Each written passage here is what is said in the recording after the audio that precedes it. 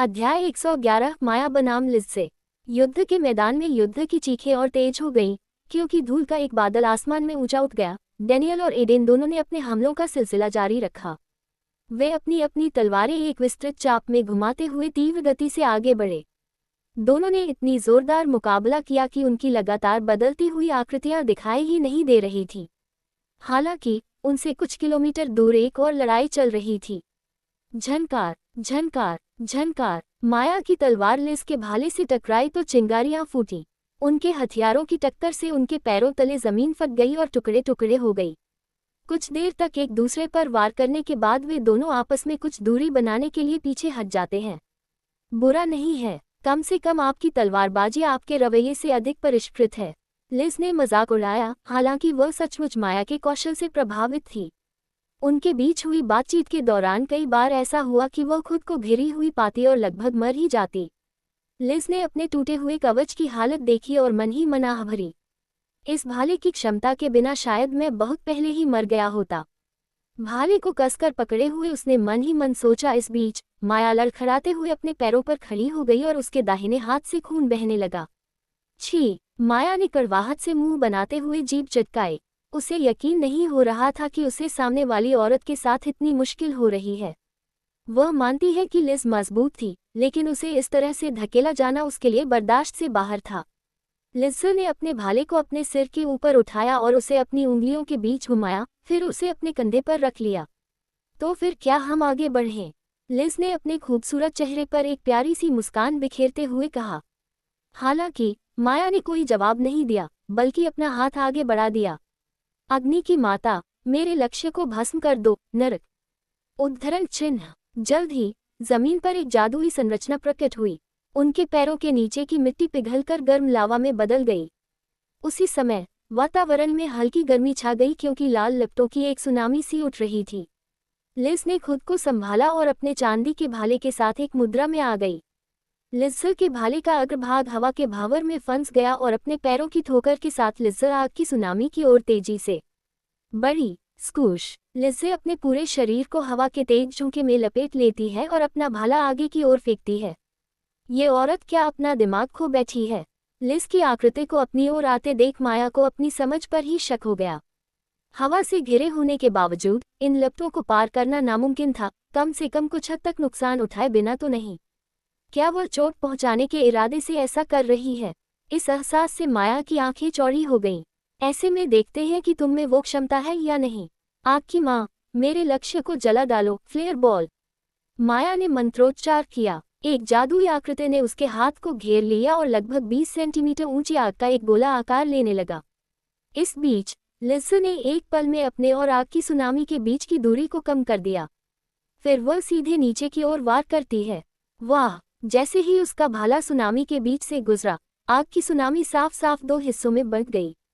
हालांकि लिज का चेहरा उस समय खराब हो गया जब कुछ लपटें उसकी हवा की बाधा को भेदने में कामयाब रहीं। उसके भाले ने आग की सुनामी को साफ तौर पर नष्ट कर दिया और लिज अपने पैरों पर गिर पड़ी। उसके लाल होठों से एक कराह निकली। लेकिन तभी जैसे ही आग की सुनामी के टुकड़े हवा में फैल गए और गायब हो गए, आग का एक गोला उसकी दिशा में भेजा गया। लिज अचानक हुए हमले से स्वाभाविक रूप से आश्चर्यचकित हो गई और उसके पास हमला करने या बचने का कोई समय नहीं था और इसलिए वह आग के गोले से पीछे की ओर उड़ गई। उफ! उसके मुंह के कोनों से खून की धार बह रही थी और उसकी नंगी त्वचा आग की लपटों में जल रही थी। इस बीच माया का चेहरा धुंधला सा हो गया, क्योंकि उसने मौके का फायदा उठाकर अपने और लिज के बीच की दूरी कम कर ली, जो बेबस होकर जमीन पर लुढ़क रही थी। माया ने उनके बीच की दूरी को कम करते हुए अपनी तलवार को नीचे की ओर धकेला। उसकी तलवार की धार लिज्जर के हृदय की ओर थी, लेकिन पृथ्वी माता, मुझे सभी खतरों से बचाओ, पृथ्वी की दीवार। लिज ने मंत्र पढ़ते हुए अपना हाथ जमीन पर रखा। उसके ऐसा करते ही जमीन पर एक जादुई आकृति प्रकट हुई और जमीन से मिट्टी की कई दीवारें उठ गईं। अपने मार्ग में बाधा उत्पन्न करने वाले उभार के बावजूद माया की गति में कोई कमी नहीं आई, बल्कि उसने अपनी भुजाओं में अधिक शक्ति लगाई और पृथ्वी की दीवारों की ओर तेजी से वार किया। धमाका, धमाका, धमाका, धमाका। हर बार जब माया ने अपनी तलवार घुमाई तो धरती की एक दीवार नष्ट हो गई, फिर धूल के बादल हवा में भर गए और धरती की दीवारें टूट गईं और हर जगह मलबा बिखर गया। अब मैं तुम्हें पकड़ लिया, माया ने अपनी तलवार की धार नीचे की ओर धकेलते हुए कहा। उसकी तलवार की धार जमीन में गहराई तक धंस गई। माया ने आंखें सिकोड़ ली और धूल के जमने का इंतजार करने लगी। छी, क्या वह बच गई? माया ने सोचा। उसे ऐसा महसूस नहीं हुआ कि उसने अपने शरीर में छुरा घोंपा है, क्योंकि वहां कोई प्रतिरोध नहीं था। हालांकि जैसे ही हवा का एक हल्का झोंका आया और धूल और मिट्टी नंगी आंखों से दिखाई देने लगी, माया ने आश्चर्य से अपनी आंखें चौड़ी कर लीं। लिस का कोई अता पता नहीं था। माया के लंबे नीले चांदी जैसे बाल हवा में लहरा रहे थे। तभी उसने दूर देखा और लिस को अपने कवच से धूल झाड़ते हुए देखा। Dot dot dot dot dot. यह कोई बुरी योजना नहीं थी। तुमने मुझे लगभग पकड़ ही लिया था। उद्धरण चिन्ह। लिस ने कहा। वह मजाक नहीं कर रही थी। अगर वह एक सेकंड भी देर से पहुंचती तो माया की तलवार की धार पहले ही उसके दिल में घुस जाती। लिस ने गहरी सांस ली और फिर सांस छोड़ी। फिर वह अपने चांदी के भाले के साथ एक नई मुद्रा में आ गई। माया ने इस अपरिचित मुद्रा से अपनी भौहें सिकोड़ लीं। जल्द ही लिस की आंखें तेज हो गईं और यहाँ तक कि उसके आसपास का आभामंडल भी पहले से पूरी तरह बदल गया। मैं तुम्हें चेतावनी दे दूं, अगर इस बार तुम सावधान नहीं रहे तो मैं सचमुच तुम्हारा सिर काट दूंगा। लिस ने बिना किसी स्वर में चेतावनी दी। उसकी चेतावनी सुनकर माया ने तुरंत अपनी सतर्कता बढ़ा दी। जल्द ही पूरा युद्ध क्षेत्र शांत हो गया।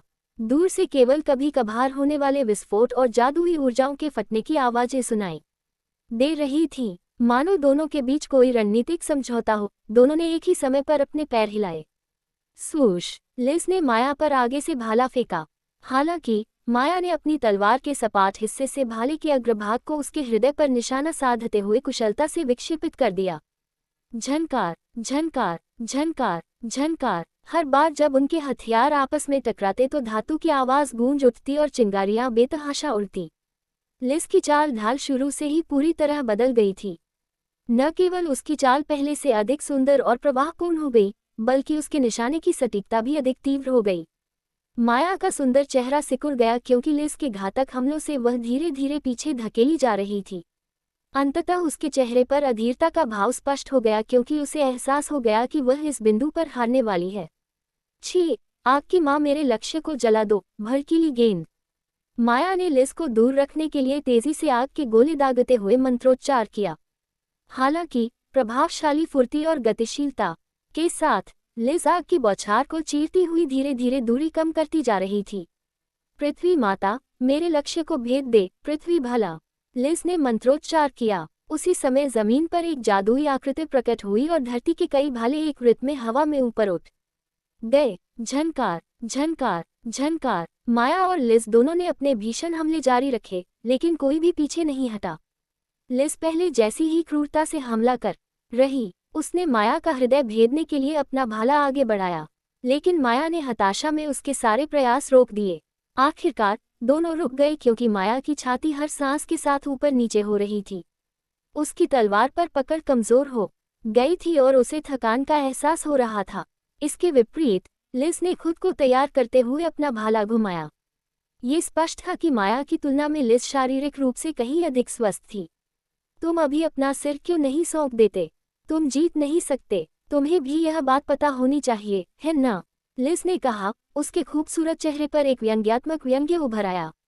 इस बीच माया का चेहरा एक कड़वी भ्रूभंग में बदल गया। सहन शक्ति की लड़ाई में वह जीत नहीं सकती। जैसा कि लिस ने कहा था, उसकी हार बस समय की बात थी। असंभव, मैं हार जाऊं। मैं ऐसी बात स्वीकार नहीं करूंगा, माया ने अपनी तलवार कसते हुए कहा।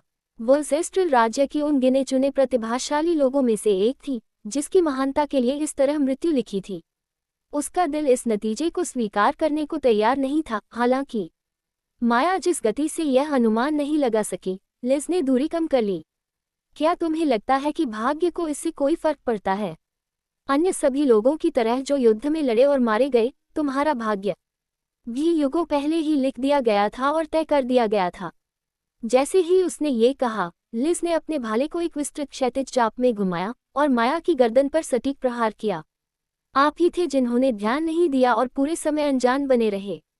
माया ने जब अपना सिर गर्दन से अलग होते देखा, तो यही आखिरी बात थी जो उसने सुनी। माया सदमे में थी जब उसने देखा कि उसका सिर कटा शरीर धड़ाम से जमीन पर गिर गया। वह एक शब्द भी नहीं बोल सकी क्योंकि उसकी दृष्टि काली हो गई थी। इस बीच लिज अपने भाले को सहारा देते हुए हाँफ रही थी। अपनी उखड़ी हुई सांसों को स्थिर करने के बाद वह आसपास के वातावरण को देखती है। दूर से युद्ध अभी भी जोरदार चल रहा था। जादूगरों के जादू चलाने की तेज आवाजें गूंज रही थी। जमीन जोर से हिल रही थी और धूल का गुबार लगातार उठ रहा था, जिससे उसके आसपास का दृश्य अवरुद्ध हो रहा था। लगातार प्रयोग किए जा रहे उच्च स्तरीय मंत्रों के परिणामस्वरूप जादुई ऊर्जा की एक बड़ी धारा वातावरण में भर गई। माया को जब दूर किसी शक्तिशाली व्यक्ति की उपस्थिति का आभास हुआ तो उसने अपनी चोटों को ठीक करने के लिए उपचारात्मक जादू का प्रयोग करते हुए उस व्यक्ति की ओर गति बढ़ा दी। तारानकन तारानकन तारानकन। इस बीच एक ऊंचे पहाड़ पर एक काले बालों वाला युवक उदासीन निगाहों से ये लड़ाई देख रहा था। उसकी गर्दन पर एक कॉलर था जिसके बीच में एक रत्न जड़ा हुआ था। जैक हैरिस, पृथ्वी का नायक जिसे कठपुतली में बदल दिया गया था, युद्ध के मैदान पर अपने सबसे मजबूत हमले का उपयोग करने के लिए तैयार था। जैक ने अपनी मुद्रा में किसी भी प्रकार की शालीनता या अनुभव का अभाव दिखाते हुए अपनी दरांती को ऊपर की ओर उठाया और फिर ब्लेड को जमीन में गहराई तक पटक दिया। गड़गड़ाहट, गड़गड़ाहट, गड़गड़ाहट, गड़गड़ाहट। पहाड़ दो हिस्सों में बंटने से पहले ही दरक गया। दरारें अपने रास्ते पर चलती रहीं, इससे पहले कि विशालकाय पत्थर गिरने लगे। उनकी मंजिल नीचे युद्ध का मैदान बन गई। अध्याय 112, एक नियतिपूर्ण टकराव। दृश्य पुनः अल्बेनियन राज्य की ओर स्थानांतरित हो गया। हमारी पहली गिल्ड खोज को 2 दिन बीत चुके थे। मुझे आज भी याद है कि जब रिसेप्शनिस्ट ने उस रहस्यमयी अनजान गुफा के बारे में जानकारी सुनी थी जहां भूत छिपे रहते हैं, तो कितना हंगामा हुआ था।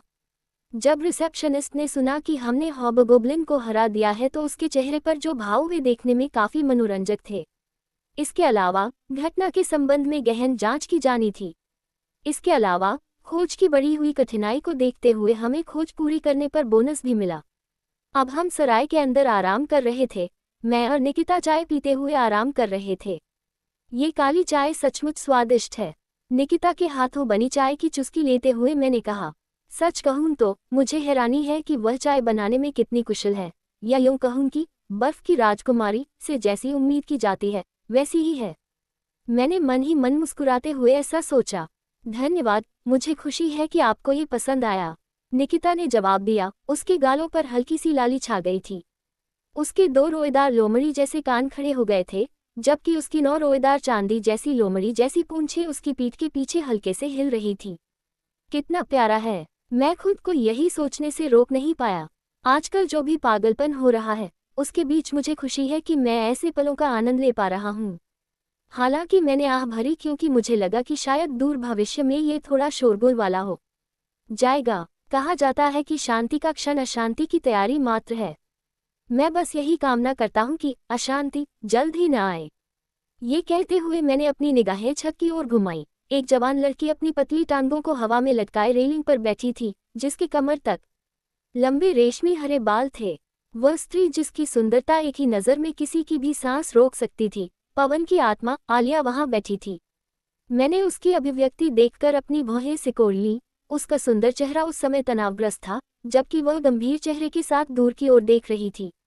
हमारे रिश्ते के जरिए मैं उसकी आशंकाओं को भी समझ सकता था, मानो सबसे बुरा अभी बाकी हो। इस एहसास ने मुझे थोड़ा उलझन में डाल दिया।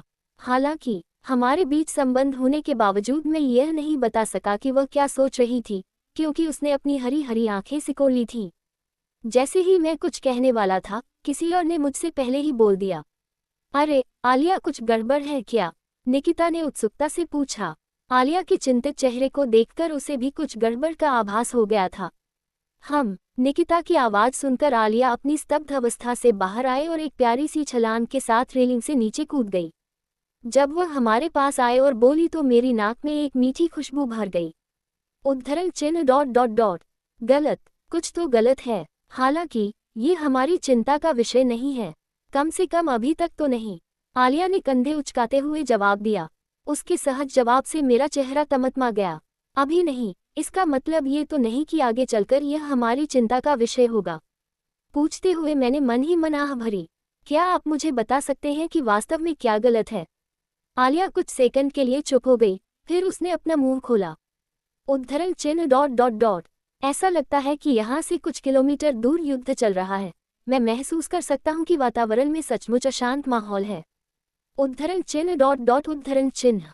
आलिया की बात सुनकर कमरा शांत हो गया। युद्ध, ये सुनकर मेरा चेहरा तनावग्रस्त हो गया। युद्ध क्यों चल रहा था?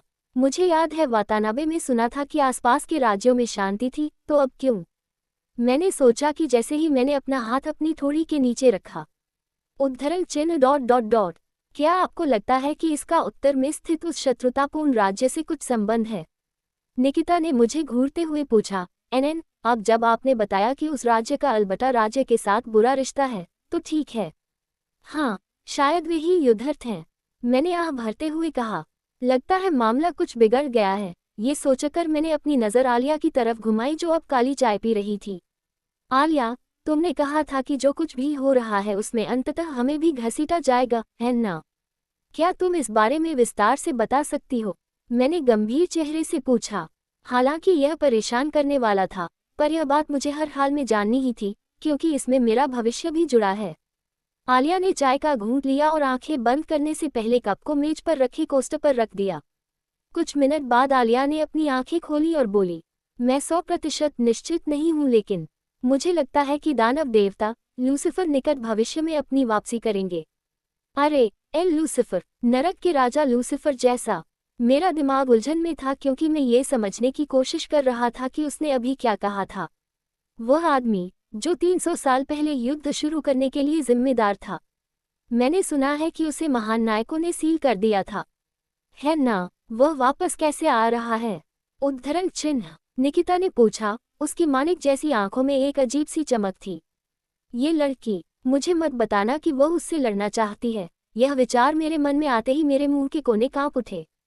रुको, क्या तुम शांत हो जाओगे? तुम्हारी आंखों में जो भाव है वह मुझे डरा रहा है, आलिया ने निकिता से दूर हटते हुए कहा, जो उसे परेशान करना बंद नहीं कर रही थी। निकिता को एहसास हुआ कि उसकी हरकतें कितनी भद्दी थीं, और वह अपने मुंह पर हाथ रखकर आहम कहते हुए शांत से बैठ गई। जब कमरे में अंततः शांति लौट आई तो मैंने पूछा, क्या आपका मतलब किंवदंतियों के लूसीफर से है? आलिया को पृथ्वी का ज्ञान है, इसलिए उसे मेरे असली सवाल का पता होना चाहिए। क्या नरक के राजा वाली कहानी सच थी, या बस एक कहानी थी? क्या इस लूसीफर का पृथ्वी से कोई लेना देना है?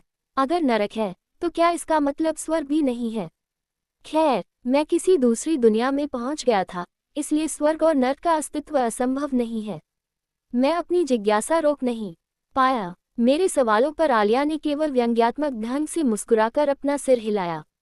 इस लूसीफर का उस लूसीफर से कोई लेना देना नहीं है। खैर, मुझे लगता है कि आप उसे इस तरह देख सकते हैं क्योंकि उसके बारे में कहानी उस कहानी से काफी मिलती जुलती है जिसे आप जानते हैं, आलिया ने समझाया। लूसीफर मेरे स्वामी के वफादार सेवकों में से एक था, सृष्टि का देवता।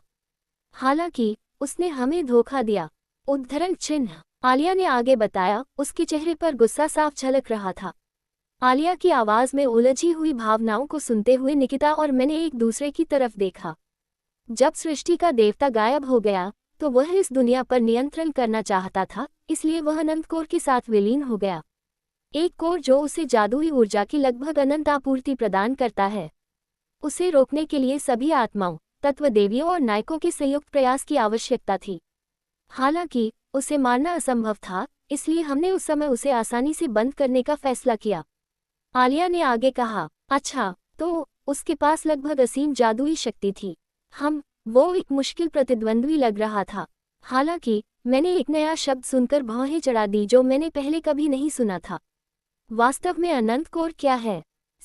मैंने उत्सुकता से पूछा। अनंत कोर एक ऐसा गोला है जिसमें सृजन के देवता का सार समाहित है, इसमें विनाश के देवता का सार भी समाहित है। यह ऐसी चीज थी जिसका कभी अस्तित्व नहीं होना चाहिए था। उद्धरण चिन्ह। आलिया ने आह भरते हुए कहा, कुछ ऐसा जो कभी होना ही नहीं चाहिए था। तो फिर ऐसा कुछ क्यों होता है? क्या आप मुझे बता सकते हैं कि ऐसा कुछ क्यों मौजूद है? मैंने पूछा। यह उद्धरण चिन्ह। हालांकि मेरे सवाल पर आलिया ने अपना मुंह खोला, लेकिन फिर भी वह भौहें चढ़ाकर चुप रही। ऐसा लग रहा था कि वह ये जानकारी देने को तैयार नहीं थी, क्योंकि वह शांत रहने का नाटक करते हुए चुप रही। इसी बीच चांदी जैसे बालों वाली निकिता ने हमारे बीच बढ़ते असहज माहौल को भांपते हुए बीच बचाव करने का फैसला किया। क्या मैं कुछ पूछ सकता हूँ? निकिता ने हाथ उठाते हुए पूछा। आलिया ने ठंडे स्वर में सिर हिलाया। आलिया, तुमने कहा था कि बर्फ की देवी भी एक गद्दार थी, क्या मैं मान सकता हूँ कि लूसीफर का इससे कुछ लेना देना है? निकिता ने पूछा, जिस पर आलिया ने सिर हिलाकर आह भरी। वह कुतिया उसके साथ काम कर रही थी। आलिया ने मुट्ठी भींचते हुए कहा। बर्फ की देवी शीर्षक सुनकर मैं असमंजस में अपना सिर झुका बैठी। मैंने इसके बारे में पहली बार सुना था। बर्फ की देवी कौन है? मैंने पूछ लिया। उद्धरण चिन्ह ... वह बर्फ और हिम का अवतार है, लेकिन आप उसे बस बेटा कह सकते हैं क्योंकि उसका नाम याद रखने लायक नहीं है। आलिया ने अपने चेहरे पर ठंडी मुस्कान लाते हुए कहा। मैं समझ गया। उसके शब्दों की जोरदारता से मेरा चेहरा सिकुड़ गया। मैंने गला साफ करने के लिए खांसते हुए बात बदल दी। तो चलो लूसीफर पर वापस आते हैं। सील टूटने वाली है ना? क्या इसीलिए तुम इतने बेचैन हो? उद्धरण चिन्ह, मैंने पूछा। आलिया ने कड़वाहट भरे चेहरे के साथ सिर हिलाया। मुझे लग रहा है कि दमनकारी ताकत कुछ ही सालों में कमजोर पड़ रही है। मेरा अनुमान है कि इसमें लगभग 5 साल लगेंगे। तब तक ये टूट जाएगी और वे राक्षस आजाद हो जाएंगे। आलिया ने समझाया। समझी? 5 साल, ये ज्यादा समय नहीं है। वो लोग उस समय वापस आएंगे, तो क्या इसका मतलब है कि मुझे अंततः राक्षस देवता लूसीफर का सामना करना पड़ेगा? फिर जरा सोचो, उस सपने में जहां मैं उन राक्षसों की सेना सामना कर रही थी, मैं बहुत बड़ी थी, है ना? उस सपने और उस समय महसूस की गई भावनाओं के बारे में सोचते हुए मुझे अचानक बुरा क्यों महसूस होता है? रुको, अगर आलिया को सील का एहसास हो गया, तो क्या इसका भी मेरे बुलाए जाने से कोई लेना देना हो सकता है? क्या ये वाकई संयोग था कि मुझे इसी समय बुलाया गया? मेरे दिमाग में अचानक एक विचार कौंधा और मेरा चेहरा हल्का पीला पड़ गया। मास्टर जी, क्या आप ठीक हैं? निकिता ने चिंता भरी आंखों से मेरी ओर देखते हुए पूछा। ओह हाँ, मैं ठीक हूँ, मैंने चेहरे पर हल्की सी मुस्कान लाते हुए कहा। हारुतो, क्या तुम वाकई ठीक हो? तुम्हारा रंग रूप अच्छा नहीं लग रहा है। आलिया ने मेरे चेहरे को प्यार से सहलाते हुए कहा। हालांकि मैंने अपना सिर हिला दिया। हाँ, मैं ठीक हूँ, बस अचानक मिली जानकारी से थोड़ा सदमा लगा है। उद्धरण चिन्ह, मैंने जवाब दिया। तो मैं मान सकता हूँ कि मेरे भविष्य के शत्रु राक्षस जाति हैं? मैंने चेहरे पर गंभीर भाव लिए हुए कहा। और विनाश के देवता का पुनर्जन्म अभी तक प्रकट नहीं हुआ है, हालांकि शायद वह भी मेरी ही तरह बिना किसी स्मृति के पुनर्जन्म ले चुका है। ऐसे में शायद मुझे अभी उसकी चिंता करने की जरूरत नहीं पड़ेगी। हालांकि वह शायद मेरे लिए सबसे ज्यादा परेशानी का सबब बनने वाला है। अगले कुछ दिनों में मैं जल्द से जल्द अपनी स्पिरिट आर्ट्स ट्रेनिंग शुरू करना चाहती हूँ। मैं सोच ही रही थी कि आलिया के अगले शब्दों ने मेरा ध्यान खींचा। अगर आप नहीं चाहते तो आपको कुछ भी करने की जरूरत नहीं है। अरे, तुम्हारा क्या मतलब है? मैंने उलझन में पूछा। ये बिल्कुल वैसा ही है जैसा मैंने कहा था। अगर आप नहीं चाहते तो आपको ये करने की जरूरत नहीं है। अगर यह आपके लिए संभालने से ज्यादा है, तो मैं आपकी जगह ये कर दूंगा। आलिया ने गंभीर चेहरे से मेरी तरफ देखते हुए कहा। मैंने उसकी असली मंशा समझने के लिए उसकी हरी पन्ने जैसी पुतलियों में झांका। हालांकि जब मैंने उसकी आंखों में अटूट चमक देखी तो मैं हैरान रह गया। मुझे लगता है कि मैंने ये पहले भी कहा है, लेकिन अगर यह आपके लिए संभालने के लिए बहुत ज्यादा है तो आप मुझ पर निर्भर रह सकते हैं। मुझे आपका बोझ उठाने दीजिए। आलिया ने अपना हाथ अपनी छाती पर रखते हुए कहा। उसकी ईमानदार बातें सुनकर मैं समझ नहीं पा रहा था कि क्या कहूँ। वह मेरा बोझ उठाना चाहती है। मैंने अपनी मुट्ठी भींच ली और थोड़ी आत्मघृणा के साथ मुस्कुराया। अगर मैं उसे ऐसा कुछ करने की अनुमति देता तो मैं किस तरह का आदमी होता? हमने साथ में जो कुछ भी सहा है, उसके बाद भी मैं अभी भी हिचकिचा रही हूँ। कितना दयनीय। मैं फूट फूट कर कोसती हूँ। आखिर मैं क्या करना चाहती हूँ? मैंने पहले ही मन बना लिया है कि अगर मैं घर वापस नहीं जा सकता तो मैं उद्धरण चिन्ह ... मैं लड़ूंगा। मैंने जोर से बुदबुदाया।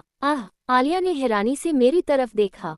खैर, सिल्वर फॉक्स निकिता की बात करें तो उसके चेहरे पर ऐसे भाव थे मानो कह रही हो जैसा मालिक से उम्मीद थी।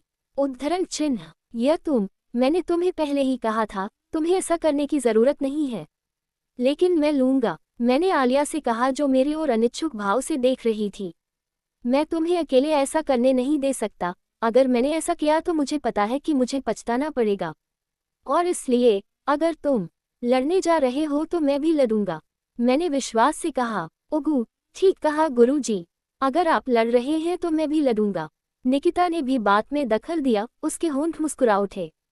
इस बीच आलिया ने आह भरी, यह एहसास करते हुए कि अब और विरोध करना बेकार है। इन महान नायकों के अलावा अन्य आत्माएं भी इसमें भाग लेंगी, है ना?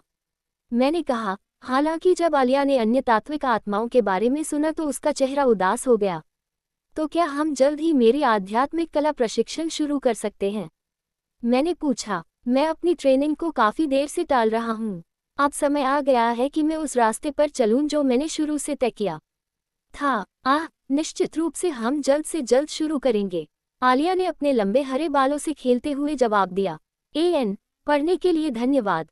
क्षमा करें, मैं हाल ही में अधिक अध्याय जारी नहीं कर पाया हूँ। मैं अपने अन्य कार्यों पर अधिक ध्यान केंद्रित कर रहा हूँ, लेकिन अब से मैं नियमित रूप से अध्याय जारी करने की पूरी कोशिश करूंगा। अध्याय 113 नायक युद्ध में प्रवेश करता है। पृथ्वी के नायक द्वारा आक्रमण शुरू करने से कुछ समय पहले, समय बीतने के साथ साथ युद्ध क्षेत्र की स्थिति और अधिक हिंसक और अराजक होती गई। धातुओं के टकराने की आवाज और भयंकर जादुई ऊर्जा विस्फोट के साथ साथ जोरदार युद्ध की चीखों ने धरती को हिलाकर रख दिया। विशाल मैदान कटे हुए सिरों और अंगों से भरा हुआ था, साथ ही खून की बूंदें भी थीं, जिनसे मिट्टी लाल हो गई थी। झनकार, झनकार, झनकार, झनकार। भूमि पर छाए धूल के बादल के बीच दो आकृतियां स्पष्ट रूप से असंभव गति से इधर उधर घूमती हुई दिखाई दे रही थीं, तथा धातुओं के टकराने की भयंकर ध्वनि आसपास के वातावरण में रुक रुक कर गूंज रही थी। डैनियल और एडन दोनों ने अपनी तलवारें इतनी तेजी से घुमाई कि उनकी तलवारों की एक से बढ़कर एक छवियां बन गईं। एडन ने अपनी तलवार को एक चौड़े क्षैतिज वार में घुमाया, जबकि डैनियल ने अपनी तलवार के सपाट हिस्से से उसकी धार को रोक दिया। झनकार। एडन ने अपनी तलवार की धार पर और जोर डालने की कोशिश करते हुए मुंह बनाया। हालांकि उसे हैरानी थी कि उसका प्रतिद्वंद्वी कितना असाधारण रूप से शक्तिशाली था। डैनियल की मुक्का बाहर की ओर लगी और एडन के पेट से टकराई।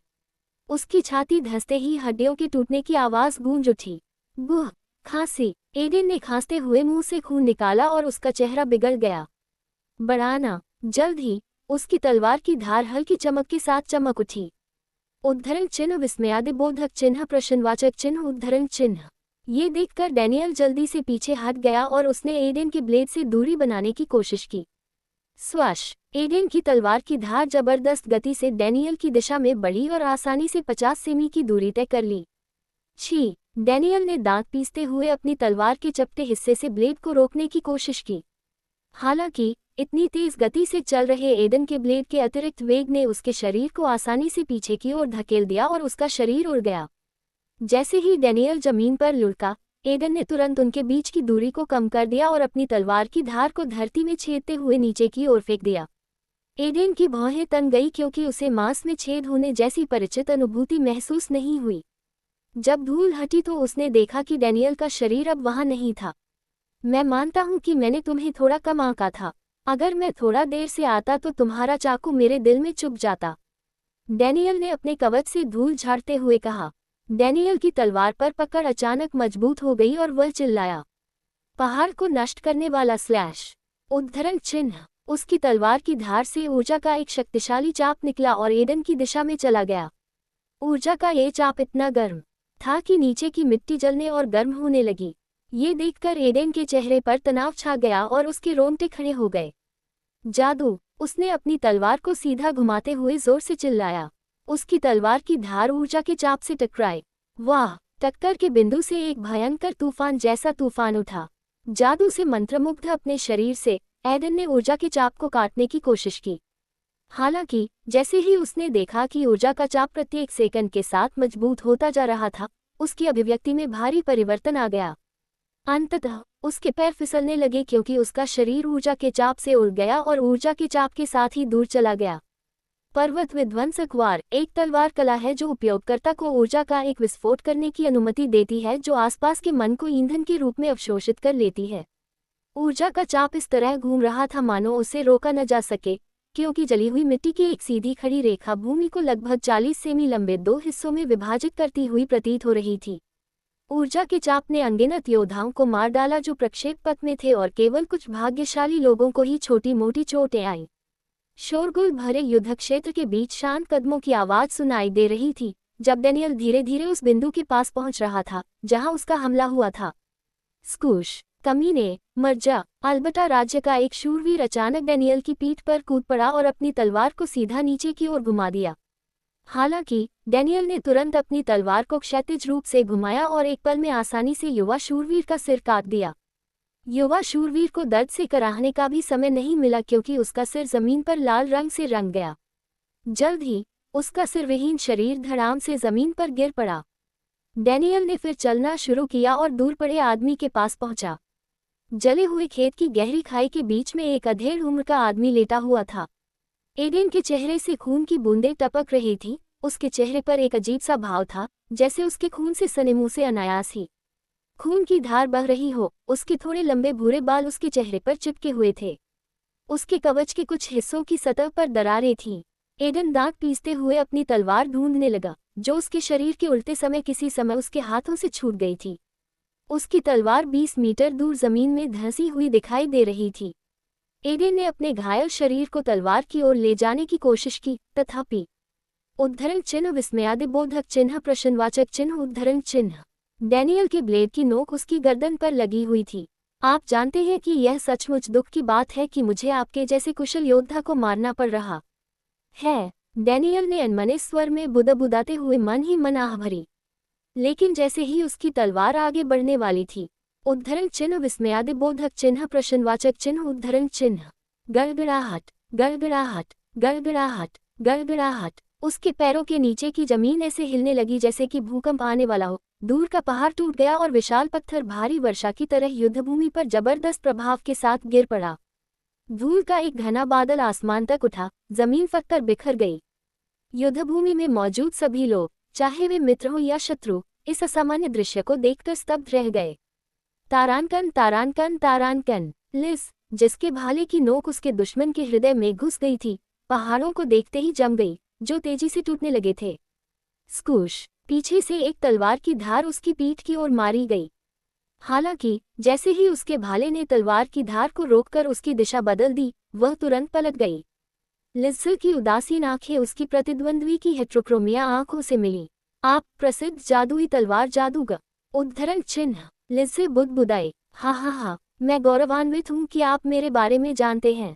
लेवी की हंसी फूट पड़ी जब उसके लंबे सुनहरे बाल हल्की हवाओं से लहरा रहे थे जो अस्वाभाविक रूप से बह रही थी।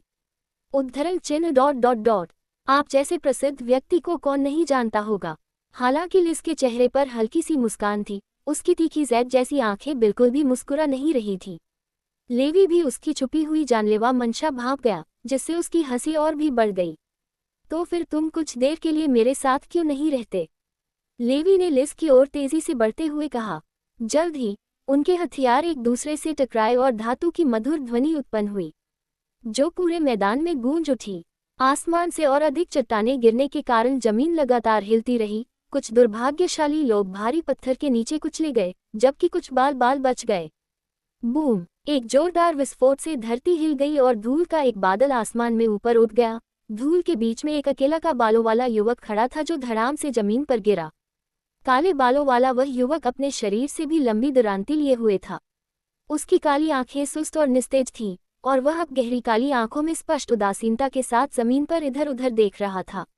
अल्बर्टा राज्य के कई शूरवीरों ने एक सुनियोजित और निर्णायक तरीके से सभी तरफ से उस पर हमला किया। प्रत्येक ने अलग अलग कोनों से हमला किया। हालांकि जैक का शरीर अस्थिर हो गया क्योंकि वह तेजी से अपनी दरांती से शूरवीरों का सिर काट रहा था। उसके दिव्य अस्त्र की शक्ति ने न केवल पृथ्वी पर उसकी शक्ति को बढ़ाया, बल्कि उसकी गति और शारीरिक शक्ति को भी बढ़ाया। उसका शरीर भूतिया गति से हिलता था तथा उसकी आकृति युद्धभूमि में चमकती थी। उसके प्रत्येक प्रहार के साथ अल्बर्टा राज्य के शूरवीरों के शरीर एक के बाद एक मक्खियों की तरह गिरते गए। अग्नि विस्फोट की मां मेरे लक्ष्य, अग्नि विस्फोट। हवा की मां, मेरे लक्ष्य को चीर डालो, हवा के ब्लेड। पानी की मां, मेरे लक्ष्य को काट दो, पानी ब्लेड। 3 जादुई संरचनाओं ने आसपास के वातावरण को जगमगा दिया, जब जादूगरों ने पृथ्वी के नायक की ओर उच्च स्तरीय लंबी दूरी का जादू चलाया। हालांकि जैक ने अपनी दरांती जमीन की ओर घुमाई, जिससे उसके नीचे की जमीन खोदने लगी। स्वश स्वश स्वश। अचानक भूमि से मिट्टी के कई टुकड़े बाहर निकल आते हैं, जो आने वाले आक्रमणों से सुरक्षा के लिए कई दीवारें बनाते हैं। धमाका, धमाका, धमाका, धमाका। हर बार जब मंत्र धरती की दीवारों से टकराते तो एक जबरदस्त आवाज गूंजती। फिर जैक का आकार तेजी से आगे बढ़ा और दूर खड़े जादूगरों के पास पहुंचा। छी, लानत है, यह आदमी कौन है? एक जादूगर हताशा में दहाड़ा। अब तक उनके सभी हमले निशाने पर लगने में विफल रहे थे क्योंकि जैक की गति सामान्य मानव की आंखों के लिए बहुत तेज थी। बहुत हो गई बातें, बस लंबी दूरी तक जादू चलाना जारी रखो। चमकता हुआ जावेलिन, एक युवा जादूगर ने कई बार बिजली के गोले दागते हुए कहा। लेकिन जैक का शरीर तेजी से आग की बौछारों के बीच से निकलता हुआ अपनी दरांती को एक चौड़े क्षैतिज वार में घुमाता हुआ जादूगरों के सिर आसानी से काटता हुआ निकल गया। धम्म, इसके बाद सिर शोर मचाते हुए जमीन पर गिर पड़े और ताज़ा खून जमीन पर छिड़ककर उसे लाल कर दिया। हा हा हा हा, तो ये तथाकथित महान नायकों की शक्ति है। ओह, बुरा नहीं है। लेवी की तलवार लिज के भाले से टकराई और वह खुशी से हंसने लगा। इस बीच लिज ने अपनी आंखों के कोनों से जैक की आकृति को देखा और उसकी हरी पन्ने जैसी पुतलियों में सावधानी की भावना चमक उठी। उसे मरना ही होगा, उसने तुरंत ही समझ लिया और अपने भाले को क्षैतिज दिशा घुमाकर पृथ्वी के नायक की ओर भयंकर हवा का झोंका भेजा। अध्याय 114, एक लंबी गर्म लड़ाई। स्कूश, हवा की धार हवा में भयावह गति से घूम रही थी। घूर्णन बल ने धूल का एक बादल उड़ा दिया जो पृथ्वी के नायक की ओर सीधी रेखा में चल रहा था। लेवी ने अपनी तलवार से उसके हमले को रोकने की कोशिश की, हालांकि लिज के भाले ने उसके हमले को तुरंत रोक दिया। मुझे आश्चर्य है कि युद्ध के मैदान में रहते हुए भी तुम में मुझसे दूर देखने की हिम्मत है। क्या तुम्हें नहीं लगता कि तुम मुझे बहुत ज्यादा नीची नज़र से देख रहे हो? छी, तुम मेरे रास्ते में हो। उनके बीच भयंकर मुठभेड़ हुई क्योंकि उनके हथियार इतनी तेजी से चल रहे थे कि उनकी आंखें सामान्य मानव आंखों की तरह उनका ठीक से अनुसरण नहीं कर पा रही थी। लिज ने जोर से अपना भाला आगे बढ़ाया, लेकिन लेवी ने अपनी तलवार के किनारे से उसके भाले की नोक को बड़ी आसानी से हटा दिया। ऐसा लगता है कि दोनों एक गतिरोध में फंस गए हैं। इस बीच हवा का झोंका बिना कमजोर हुए अपने रास्ते पर चलता रहा। जैसे ही हवा का झोंका नायक की पीठ की ओर बढ़ा, एक भयंकर फुसफुसाहट हवा में गूंजी। धरती के नायक जैक ने अपनी दरांती को क्षैतिज रूप से बगल में घुमाया और अलबटा राज्य के एक शूरवीर का सिर काट दिया। इस समय वह जेय लग रहा था, एक रीप या शायद वध के देवता की तरह। पृथ्वी के नायक ने बिना किसी डर के अपने दुश्मनों का वध किया। उसका दिव्य अस्त्र उसकी गति को इतना बढ़ा देता है कि शूरवीरों के लिए वह अछूता सा लगने लगता है।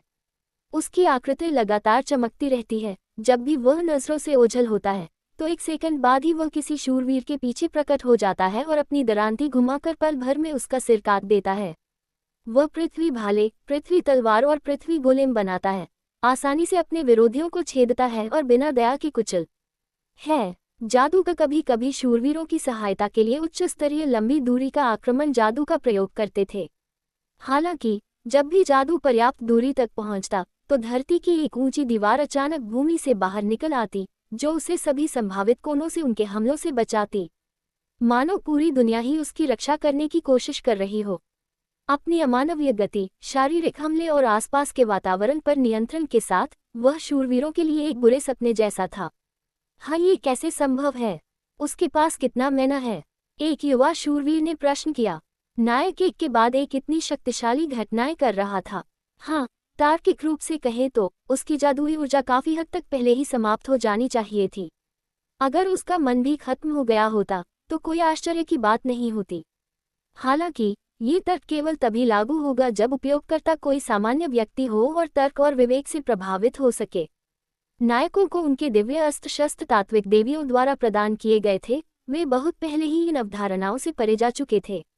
कई उच्च स्तरीय मंत्रों की वर्षा उनके पुतले पर हुई, जिनमें से कुछ ने जमीन को चीर डाला और टकराते ही फट गए। अपनी ओर आते अनगिनत जादुई हमलों को देखकर जैक विचलित था। उसका चेहरा पूरी तरह से भावशून्य था। उसकी आंखों में एक ऐसी ठंडक थी मानो सब कुछ जमा देना चाहती हो। अचानक उसने अपनी दरांती की धार जमीन पर पटक दी, जिससे जमीन उखड़ गई। जमीन से सैकड़ों कीलें उठी, जिन्होंने आसपास के सभी शूरवीरों को छेद दिया तथा उन्हें छेद दिया। खून की बूंदें जमीन पर बिखर गईं, जिससे भूमि रंग गई और अलबटा राज्य के शूरवीरों की सैकड़ों लाशें धीरे धीरे युद्ध के मैदान में भर गईं। युद्ध के मैदान में मौजूद लोगों की नाक में धीरे धीरे खून की भारी धातु जैसी गंध भर गई। इस दृश्य को अब युद्ध कहना कठिन था, इस दृश्य को एक तरफा नरसंहार कहना अधिक सटीक था। पृथ्वी के नायक नहीं, जैक की भयावह आकृति को देखना पूरी तरह से निडर लगता है। जो शूरवीर और जादूगर अब तक टिके हुए थे, वे सभी अपने दांत पीसने लगे, क्योंकि उनके दिलों में असहायता की भावना भर गई थी। क्या इस स्थिति में वे सचमुच कुछ नहीं कर सकते थे? ऐसे विचार उनके मन में भर गए। एक महान नायक की शक्ति के सामने वे सभी चींटियों से अलग नहीं महसूस करते थे, जो बहुत छोटे और कमजोर थे। ये वो सहज भय था जो कमजोर को ताकतवर के प्रति होता है। अपने विरोधियों के हार जाने के बावजूद जैक इन भावनाओं के प्रति पूरी तरह उदासीन था। अपनी दरांती घुमाते हुए उसकी निगाहों में एक ठंडी रोशनी चमक उठी। स्वश। हालांकि पीछे से तेज हवा की आवाज कानों को सुनाई देने लगी। धूल का एक बादल छट गया और हवा का एक झोंका तेजी से दूरी को कम करता हुआ आगे बढ़ा। जैसे कि आसन्न खतरे को भांपते हुए, जैक, जिसने अभी अभी सामने से एक शूरवीर को मारा था, ने सहज रूप से अपनी दरांती को क्षैतिज दिशा में घुमाया। उसकी दरांती की धार हवा की धार से टकराए, लेकिन हुश हुश हुश, हवा के झोंके अचानक कई झोंकों में टूट गए और जैक पर हर तरफ हमला करने लगे। मानो उनके इरादे भांपकर उसने अपनी दरांती नीचे की ओर घुमा दी। मिट्टी से कई दीवारें उठी हुई थीं, जिनमें से प्रत्येक ने विभिन्न कोनों से उसे निशाना बनाने वाली हवा की धार को रोक दिया। धमाका धमाका धमाका धमाका धमाका। हर बार जब हवा के ब्लेड धरती की दीवारों से टकराते, तो एक बहरा कर देने वाली आवाज लगातार गूंजती। हालांकि हवा के ब्लेड धरती की दीवारों को चीरते हुए अपने रास्ते पर चलते रहे। ये देखकर जैक की अभिव्यक्ति थोड़ी कठोर हो गई। हालांकि पृथ्वी की दीवारों को चीरने के बाद हवा के ब्लेड काफी कमजोर हो गए थे, फिर भी उनमें से बहुत सारे थे जिनमें से प्रत्येक के पीछे इतनी ताकत थी कि वह मानव शरीर को आसानी से एक पल में टुकड़ों में काट सकता था। बिना किसी हिचकिचाहट के जैक ने जमीन से छेड़छाड़ करके मिट्टी से एक विशाल हाथ बनाया। ये हाथ लगभग 20 मीटर ऊंचा था। जैक ने बहुत गति से अपनी ओर आती हुई हवा की कई ब्लेडों को उदासीनता से देखा और धीरे से अपनी हथेली खोली। उसके इशारे का अनुसरण करते हुए पृथ्वी ने भी अपना हाथ खोल दिया, जिससे एक ढाल बन गई जो पूरी तरह से उसके शरीर की रक्षा करती है। बूम! हवा के ब्लेडों के धरती की सतह से टकराने पर एक जोरदार धमाका हुआ। हालांकि उनकी संख्या बहुत ज्यादा थी, फिर भी वे जरा भी नुकसान नहीं पहुंचा पाए। विशाल हाथ ने जैक की इच्छा का अनुसरण करते हुए उन सभी शूरवीरों को कुचल दिया जो उसके पिछले हमले से बाल बाल बच गए थे। मरना। एक शूरवीर अचानक दहाड़ा और जैक की पीठ पर झपटा और अपनी तलवार की धार भोंक दी। लेकिन इससे पहले कि उसकी धार जैक की पीठ से टकरा पाती, धरती के हाथ ने उसे अपनी हथेलियों में जकड़ लिया और उसे भींचना शुरू कर दिया। शूरवीर का चेहरा लाल हो गया क्योंकि उसे सांस लेने में कठिनाई हो रही थी। अंततः हड्डियों के टूटने की आवाज कानों में सुनाई देने लगी, क्योंकि शूरवीर को निर्दयतापूर्वक कुचला जा रहा था। शेष शूरवीरों की संख्या धीरे धीरे कम होती गई, उनकी संख्या घटती गई और अंततः उनकी संख्या एकल अंक में आ गई। उनकी संख्या के साथ उनका मनोबल भी गिरता गया। युद्ध के मैदान में जहां अनगिनत लाशें पड़ी थीं, एक काले बालों वाला लड़का बीच में खड़ा था। उसके चेहरे पर उदासीनता का भाव था, मानो उसने अभी अभी कोई मामूली और जिक्र लायक काम किया हो। जब वह अपने हाथों में दरांती पकड़े हुए था तो उसकी आंखों में कोई भावना नहीं थी। इस बीच युद्ध के मैदान के दूसरी तरफ लिज और लेवी के बीच हमले जारी रहे। धातु से धातु के टकराने की आवाज युद्ध के मैदान में गूंज रही थी और चिंगारियां बेतहाशा उड़ रही थीं। हाँ, बुरा नहीं, बिल्कुल भी बुरा नहीं। अलबत्ता राज्य खत्म हो गया है, तो तुम आकर हमारी सेवा क्यों नहीं करते? अगर तुम ऐसा करोगे तो मैं ये सुनिश्चित करूंगा कि तुम्हें तुम्हारी प्रतिभा के लिए ऊंचा पद मिले। उनके विराम के दौरान लेवी ने अपनी हेट्रोक्रोमिया आंखों से लिस को गहराई से देखा और बोला। हालांकि लिस ने स्पष्ट घृणा के साथ उसकी ओर देखा और वह अपने भाले के साथ खड़ी हो गई। बकवास! तुम चाहते हो कि मैं अपने राज्य को धोखा दूं? मैं मरना पसंद करूंगा। उसकी अभिव्यक्ति अत्यंत कठोर और गंभीर थी क्योंकि वह अपने सहयोगियों की कत्लेआम की हताश चीखें आसानी से सुन सकती थी। वह लड़का, वो पृथ्वी का नायक है। मैंने कभी नहीं सोचा था कि नायक की शक्तियां इतनी जबरदस्त होंगी। मोना को जब पहली बार बुलाया गया था तब वह इसके लिए सक्षम नहीं थी, तो क्यों? वह समझ नहीं पा रही थी कि हाल ही में बुलाए जाने के बाद पृथ्वी का नायक इतना शक्तिशाली कैसे हो गया। ये समझ में नहीं आ रहा था। वह अपनी वर्तमान स्थिति के लिए संभावित समाधान के बारे में सोचते हुए अपने दिमाग पर बहुत अधिक जोर डालती है। वह ये भी महसूस कर सकती थी कि एडेन की मृत्यु बहुत पहले हो चुकी थी। वर्तमान स्थिति कोई मजाक नहीं थी। अचानक चीजें इतनी बेकाबू कैसे हो गईं? वो समझ नहीं पाए। वो यहाँ घात लगाने आए थे, लेकिन दुश्मनों ने उन पर ही घात लगा दिया। क्यों? क्या कोई जासूस था? कोष्टक। लिज ने अपने होंठ काट लिए क्योंकि उसके अंदर अचानक असहायता की भावना जाग उठी। वह मूर्ख नहीं थी, वह स्वाभाविक रूप से शुरू से ही इस बात को जानती थी, लेकिन उसने इस पर विश्वास करने से इनकार कर दिया था। आखिरकार इन योजनाओं के बारे में सिर्फ अल्बर्टा राज्य के उच्च वर्ग को ही पता था। इस हालत में अल्बर्टा राज्य का क्या होगा? ओया, तुम बहुत अच्छे नहीं दिख रहे हो। क्या तुम वाकई लड़ाई जारी रख सकते हो? एक पल में लेवी का आकार लिज की नजरों से ओझल हो जाता है। उसकी पुतलियां थोड़ी सिकुड़ जाती हैं और वह तेजी से अपने आसपास का नज़ारा देखती है। उसने हर जगह देखा लेकिन वह उसे कहीं भी नहीं पा सकी। ऐसा लग रहा था जैसे वह अंतरिक्ष में ही घुल मिल गया हो। उद्धरण चिन्ह डॉट डॉट डॉट डॉट। मुझे याद है आपने पहले कुछ कहा था। आप जानते हैं कि आपको युद्ध के बीच में कभी भी विचलित नहीं होना चाहिए। लिज का शरीर कांप उठा जब उसने अपने कान पर उसकी सांस महसूस की और जल्दी से अपना सिर घुमाकर अपने कंधे के ऊपर देखा। हालांकि उसने अपनी आंखों के कोने से केवल एक ब्लेड को भयानक गति से अपनी ओर आते देखा।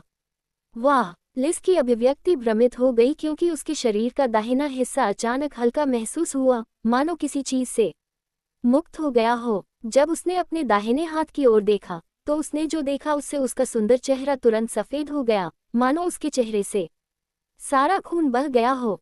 उसका दाहिना हाथ कंधे से पूरी तरह अलग हो गया था। उसमें से बड़ी मात्रा में खून बह रहा था। उसका हाथ हवा में उड़ रहा था और फिर जोर से जमीन पर गिर गया। आह! लिज ने खून रोकने की कोशिश में अपना दाहिना कंधा पकड़ते हुए एक चीख मारी। उसकी चीखों से ऐसा लग रहा था मानो उसे सबसे बुरी यातना का सामना करना पड़ रहा हो। ऐसा लग रहा था जैसे किसी मुर्गे की गर्दन पकड़ी जा रही हो। लेवी का चेहरा बिल्कुल उदासीन था क्योंकि वह उसे दूर से देख रहा था। उसके हाथ में तलवार एक रहस्यमयी शक्ति से मंत्रमुग्ध थी जिससे उसके दुश्मनों को उसकी धार से कटने पर दर्द का एहसास बढ़ जाता था। लिज की दर्दनाक चीखें युद्धभूमि में गूंज रही थी जब वह जमीन पर लौट रही थी। लेवी ने आखिरी बार नहीं किया। वह वैसे भी मरने वाली थी, इसलिए उसने परवाह नहीं की। उसने धीरे से युद्धक्षेत्र में चारों ओर नजर दौड़ाए और देखा कि अल्बर्टा के सभी शूरवीर मारे जा चुके हैं, और संतुष्टि में सिर हिलाया। फिर उसने नायक की ओर देखा और फिर कहा, चलो चलें, महाराज अब किसी भी समय विनाशकारी तोप दागने की तैयारी कर रहे होंगे। इतना कहकर वह पीठ फेर कर चला गया। जैक ने कोई जवाब नहीं दिया। उसकी आंखें भावशून्य रहीं और वह पीछे हटते हुए उसके पीछे पीछे चला गया। आकाश में उड़ते सफेद चील भी पीछे हटने लगे और अल्बर्टा राज्य पर नियंत्रण करने के लिए उसकी ओर उड़ने लगे।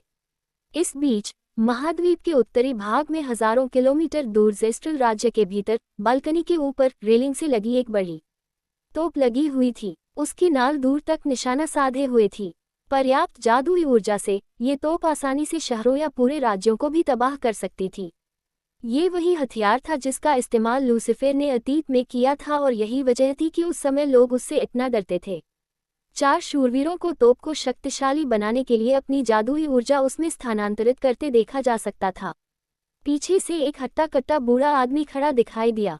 वह लगभग 40 साल का लग रहा था। उसके सिर पर सफ़ेद बाल और लंबी सफ़ेद दाढ़ी थी। उसके बगल में जेस्ट्रल राज्य की पहली राजकुमारी फ्रॉस्टाइन खड़ी थी। राजकुमारी अपनी किशोरावस्था के अंतिम चरण में है।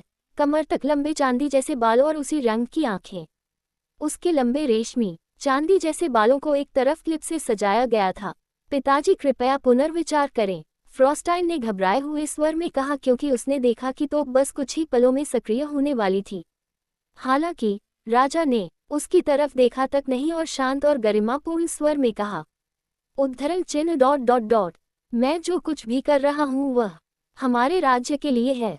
हो सकता है कि आप इसे अभी न समझें, लेकिन अंततः आप इसे समझ जाएंगे। अध्याय 115 टूटा हुआ अवरोध। राजकुमारी फ्रॉस्टाइन अपने पिता की बातें बिल्कुल नहीं समझ सकी। नहीं, ऐसा नहीं था कि वह समझ नहीं पाई, बल्कि ऐसा था कि वह समझना नहीं चाहती थी। अन्य प्रमुख राष्ट्रों पर युद्ध की घोषणा करना राज्य के लिए किस प्रकार लाभदायक था, इसका कोई मतलब नहीं था।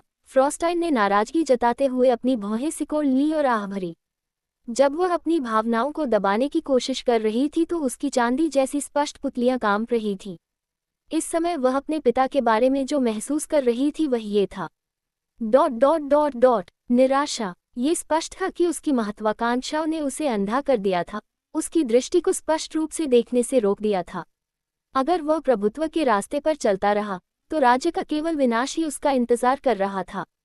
मुझे कुछ करना है, कुछ। वह अपने पिता की महत्वाकांक्षाओं को रोकने के लिए विभिन्न तरीकों की गणना करने और विभिन्न विचारों को तैयार करने में अपना दिमाग लगाती है। हालांकि उसके पतले कंधे झुक गए और उसने गहरी सांस ली। चाहे वह किसी भी तरह के विचार सोचे, इसका कोई फायदा नहीं है। वे सभी एक ही निष्कर्ष पर पहुंचते हैं कि यदि वह रास्ते में आती रही तो उसके पिता उसे घर में नजरबंद कर देंगे। वह सहज रूप से जानती थी कि यदि वह अपने पिता के लक्ष्यों में बाधा बनेगी तो वह बिना किसी हिचकिचाहट के उसे घर में बंद कर देंगे। मुझे माफ करना, माँ, मैं कुछ नहीं कर सकता। फ्रोस्टी ने झुकी हुई निगाहों से कमजोरी से बुदबुदाया।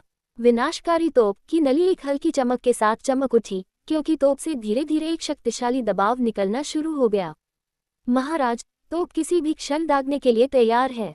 उद्धरण चिन्ह। एक शूरवीर ने राजा से आदरपूर्वक कहा। ये सुनकर राजा के होठों पर मुस्कान फैल गई।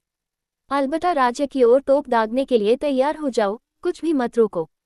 शहर को बचाने वाली बाधा को तोड़ दो, समझा। अलबत्ता राज्य की ओर प्रक्षेप पथ को लक्ष्य करो, अवरोध को नष्ट करो, तोप को सीमा तक मोड़ो। शूरवीरों ने अलबत्ता राज्य की बाधा को नष्ट करने की तैयारी शुरू कर दी। जल्द ही फ्रॉस्टाइन ने आश्चर्य से देखा कि कैसे तोप एक चमकदार रोशनी से जगमगा उठी और उसके बाद दूर आकाश में विनाशकारी ऊर्जा की किरणें छोड़ी, जो आसानी से जमा हुए बादलों को भेदती हुई निकल गई। जल्द ही एक किंवदंती जन्म लेने वाली थी। वह कृत्रिम अवरोध, जिसके बारे में अफवाह थी कि वह अस्तित्व में मौजूद कृत्रिम अवरोधों में सबसे मजबूत है, उस कलाकृति द्वारा नष्ट किया जाने वाला था जिसमें सबसे मजबूत आक्रमण क्षमता थी। इस बीच कुछ समय पहले तोप दागी गई। दृश्य बदलकर जंगल में बदल गया, जो अलबत्ता राज्य के जंगल को काटता है। कई शाखाओं में से एक पर खड़ा हूँ। काले रंग का लबादा पहने एक आदमी आसपास के वातावरण पर नजर रख रहा था। उसकी गहरी लाल आंखें शहर के प्रवेश द्वार को प्रतिबिंबित कर रही थीं। इस बीच घोड़े गाड़ियां फाटकों से होकर आगे पीछे आती जाती रहीं। प्रथम राजकुमार भी गंभीर भाव से सेनापतियों से बातें कर रहे थे। हाँ, लगता है उनके कुशल कर्मचारियों की संख्या काफी कम हो गई है। मुझे उन्हें अपने वर्तमान पद से आसानी से हटाना चाहिए। एलिस्टर मन ही मन बुदबुदाया। पहले राजकुमार के पास इस समय 2 शाही शूरवीर पहरा दे रहे थे। हालांकि वे शूरवीर अच्छी तरह प्रशिक्षित लग रहे थे, फिर भी वे कोई खतरा नहीं थे। वह उन्हें आसानी से निपटा सकता था। क्या मुझे ये जोखिम उठाना चाहिए? वह सोच रहा था। उसका वर्तमान काम तब तक इंतजार करना था जब तक विनाशकारी तोप दागी न जाए और अवरोध नष्ट न हो जाए। जब शूरवीर अचानक और अप्रत्याशित हमले से घबरा गए तो उसने चुपके से गेट से अपना रास्ता बनाया और खूनी नरसंहार शुरू कर दिया। नागरिकों के खून को ईंधन के रूप में इस्तेमाल करना। उनका मुख्य लक्ष्य लूसिफर पर लगी मुहर को शक्ति प्रदान करने वाली कलाकृति को ढूंढना है। मुहर हटते ही उसकी राक्षसी सेना मुक्त हो जाएगी। उन्हें नागरिकों को बलि के रूप में इस्तेमाल करना था। अब जबकि वे अपने सबसे सक्षम योद्धा के गायब हो जाने के कारण सबसे कमजोर स्थिति में थे, तो यह आक्रमण शुरू करने का सबसे अच्छा अवसर था। नहीं, यह अभी भी बहुत जोखिम भरा है। अगर मैं अभी हमला करता हूँ तो अगर वे सतर्क हो गए तो परेशानी होगी। इससे पूरी योजना खतरे में पड़ सकती है। उसने भौहें चढ़ाते हुए सोचा। वे 300 सालों से इसकी योजना बना रहे थे। अगर अराजकता फैलाने की उसकी उत्सुकता के कारण उसकी योजना विफल हो जाती तो यह कोई मजाक नहीं होता। उसके पास इसके लिए बाद में बहुत समय होगा। वह कमीना तलवारबाज अभी भी उस जगह के अंदर है। उद्धरण चिन्ह। एलिस्टर ने अपनी नज़र दूर ऊंचे खड़े भव्य महल की ओर घुमाई। वह आदमी जिसे उस समय सबसे शक्तिशाली तलवारबाज का खिताब हासिल था, अभी भी शाही महल के अंदर था। हालांकि वह अपनी उस प्रसिद्ध तलवार का स्वाद चखना चाहता था जिसके बारे में कहा जाता था कि वह दुनिया की सारी बुराइयों का नाश कर सकती है, फिर भी वह ऐसा जोखिम नहीं उठा सकता था। उद्धरण चिन्ह। उन्हें अब किसी भी समय अपना हमला शुरू कर देना चाहिए। उसके चेहरे पर एक मुस्कुराहट उभर आई। हालांकि ओह, कोई ऊपर आ रहा है। एलिस्टर ने अपना सिर उठाया और साफ नीले आसमान की ओर देखा। उसने आंखें सिकोड़ ली तो उसकी नज़र में एक छोटा सा बिंदु दिखाई दिया जो धीरे धीरे बड़ा होता जा रहा था। यह एक ग्रिफिन है। सचमुच, ग्रिफिन की पीठ पर एक इंसान की आकृति दिखाई दे रही थी। आकार प्रकार से लग रहा था कि वह निश्चित रूप से एक महिला ही थी। छी, तो कोई सचमुच बच गया। मैं उसे कोई अनावश्यक जानकारी देने की अनुमति नहीं दे सकता।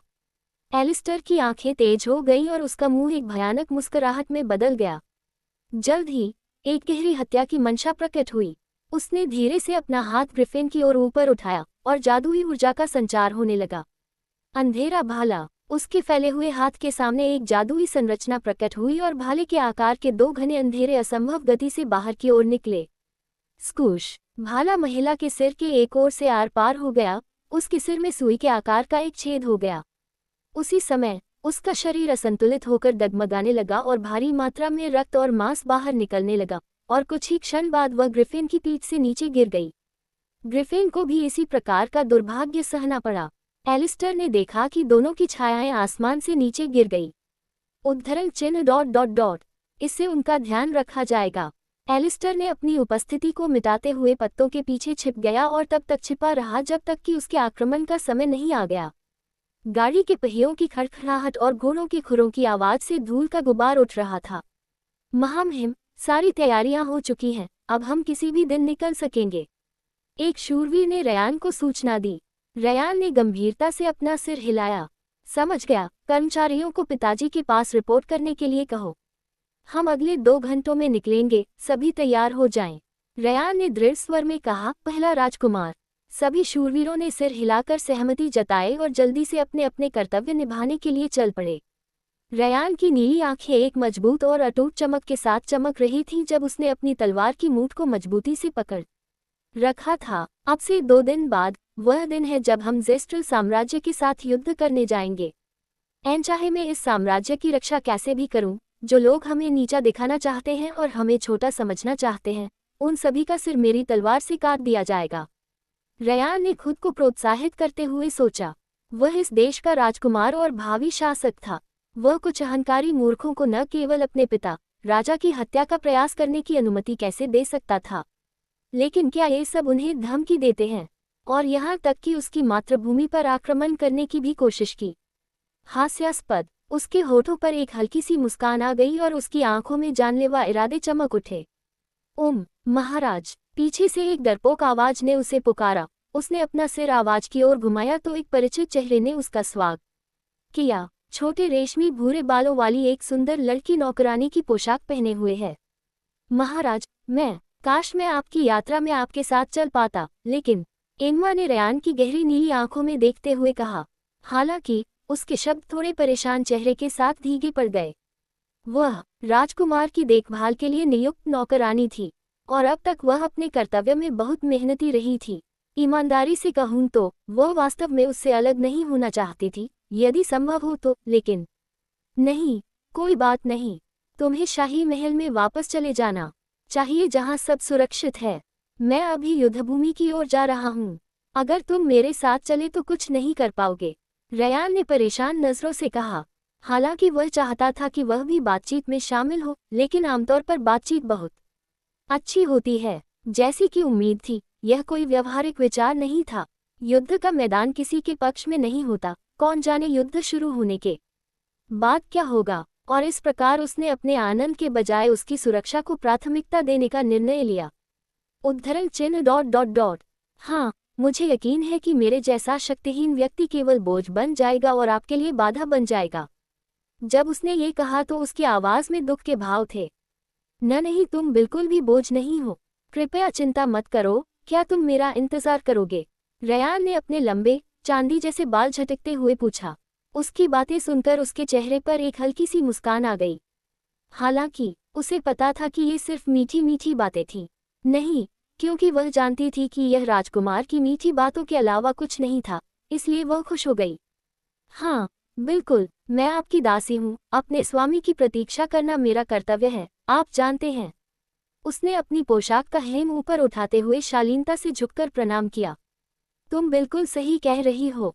तो जब मैं जाऊं तो सब कुछ संभाल लेना। मुझे खास तौर पर अपनी बहन की चिंता है। क्या मैं उसे तुम्हारे पास छोड़ सकता हूँ? क्यों? बिल्कुल, आप तो महाराज हैं। एम्मा खुशी से झूम उठी। क्योंकि उसे एहसास हुआ कि वह उस पर कितना भरोसा करता है। हाँ, इसकी कोई जरूरत नहीं है। बूम! धूल का एक बादल हवा में उठते ही धरती हिल उठी। आसपास घूम रहे शूरवीरों ने जल्दी से अपनी तलवारें खींच लीं और राजकुमार की सुरक्षा सुनिश्चित करने के लिए ऐसी स्थिति में आ गए। रयान सहज ही एम्मा के सामने आ गया और अपनी कमर पर से ब्लेड की म्यान खींच ली। धूल धीरे धीरे छटती गई, जब तक कि आसपास का माहौल साफ नहीं हो गया। ताजे खून से लथपथ मिट्टी पर एक महिला और एक ग्रिफिन पड़े थे। मरते समय भी महिला की आंखें खुली हुई थीं। यह एक औरत, हर उसने हमारी वर्दी पहन रखी है। कोई जल्दी से जाकर उसकी नब्ज जांचे। सभी शूरवीर सावधानी से उस महिला के पास पहुंचे जो खून से लथपथ पड़ी थी। जब वे इतनी दूरी पर आ गए कि वे उसके चेहरे का हर विवरण देख सके, तो उन्होंने अपनी सांसें रोक लीं। उद्धरण चिन्ह ...